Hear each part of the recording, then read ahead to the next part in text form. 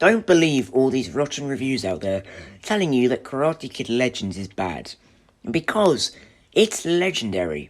The first 10 minutes, like Lilo and Stitch, had me worried, as the teen awkwardness that Ben Wong was trying to play wasn't really clicking, and the movie began to drag.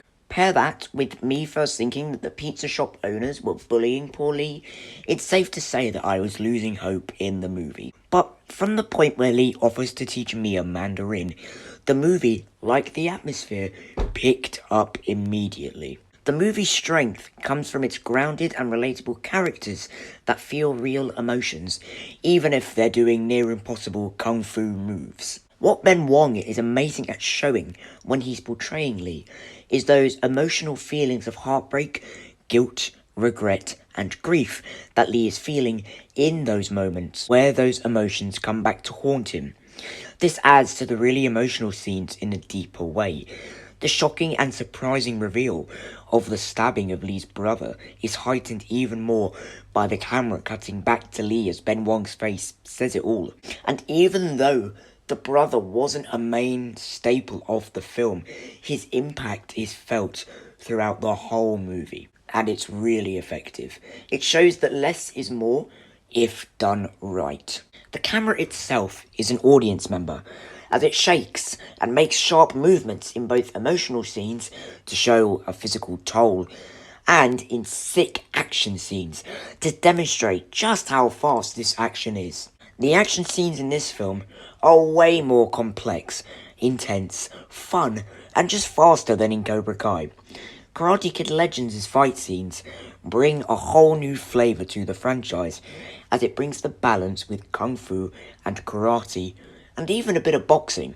Speaking of boxing, adding boxing to the franchise keeps it fresh and interesting, and adding Joshua Jackson as Victor not only adds a charismatic flair, but also adds uniqueness to the franchise, with a student teaching an adult kung fu, which we really haven't seen in this franchise before. Seeing Victor get absolutely floored was very tense, but also a good emotional hook for the film, which keeps you invested as you want to see some redemption or conclusion to that storyline. The setting of New York also lends itself to making this movie feel grand in scale, and beautiful set pieces are used. How awesome was it to have the final fight on the top of a big skyscraper? I will say that Connor, the jock that fights Lee at the end of the film and all throughout the film, is severely lacking in backstory and personality. So he's just a throwaway bully that tries and fails to beat Lee. We've seen his character millions of times. He kind of looked like Terry Silver, though. And I do have to say, the romantic relationship between Lee and Mia, I feel is a bit forced. I think they worked better as friends, and I just felt like that kind of relationship dynamic came out of nowhere for them. Now, after you learn about Lee's brother's death, you can realise why Lee's mum wants him away from Beijing and wants him in New York.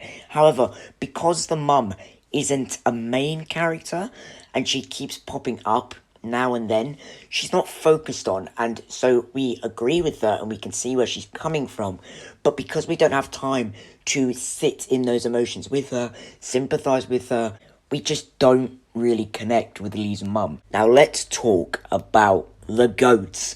Let's talk about Jackie Chan and Ralph Macchio. Jackie Chan, this could be seen as more of a Jackie Chan Karate Kid movie, more of like a sequel to that. Jackie Chan is just electric in everything he's in.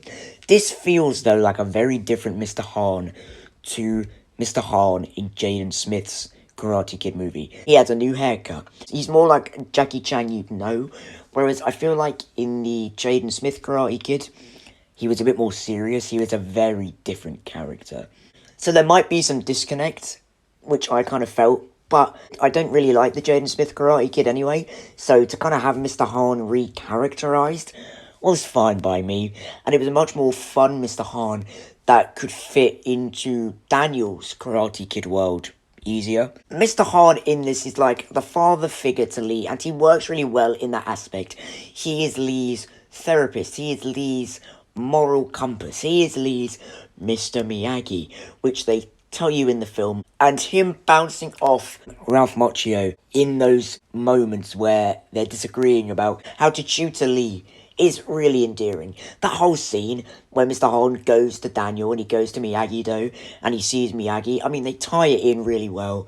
Just a simple, we knew each other back then, we took a photo in 1985, this is where we're at now. Really nice how they tied it all in. Daniel LaRusso. This has been a point of topic for a lot of people. A lot of fans have gone, oh, he's not in it for a lot of the movie. Oh, guys, what did you expect? He's just had 6 seasons of Cobra Kai.